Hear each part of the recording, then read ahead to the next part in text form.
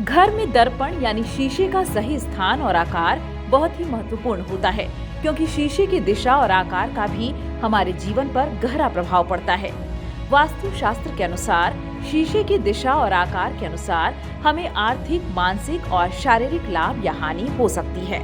तो आइए जानते हैं कि घर में शीशा कहाँ लगाना चाहिए और कहाँ नहीं। सबसे पहले जानते हैं कि वास्तु शास्त्र के अनुसार किस दिशा में शीशा लगाना चाहिए। घर में शीशे को 2 दिशाओं में ही लगाना चाहिए। पहला है पूर्व दिशा।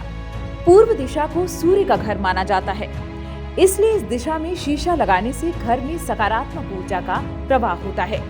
इससे घर के सदस्यों को मानसिक और शारीरिक स्वास्थ्य में लाभ मिलता है। घर में शीशा लगाने के लिए उत्तर दिशा को भी शुभ माना जाता है, क्योंकि इस दिशा को धन का घर माना जाता है। इस दिशा में शीशा लगाने से आर्थिक लाभ होता है।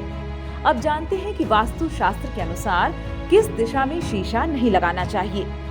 पश्चिम दिशा को यम की दिशा माना जाता है, इसलिए इस दिशा में शीशा नहीं लगाना चाहिए।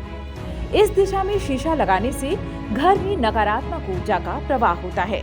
इससे घर के सदस्यों को बीमारियां और दुर्घटनाएं हो सकती हैं। इसके अलावा दक्षिण दिशा में भी शीशा लगाने की मनाही है।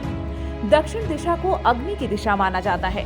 इस दिशा में शीशा लगाने से घर में अशांति और कलह होती है। घर में वर्गाकार या गोलाकार शीशा ही लगाना चाहिए। वर्गाकार शीशा घर में सकारात्मक ऊर्जा का प्रवाह करता है।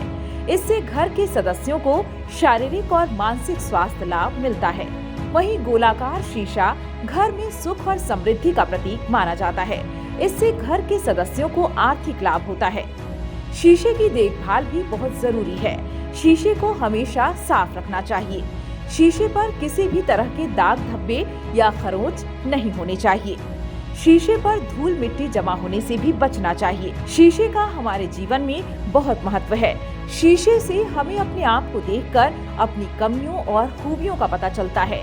शीशे से हमें अपने चारों ओर की दुनिया को भी देखने में मदद मिलती है।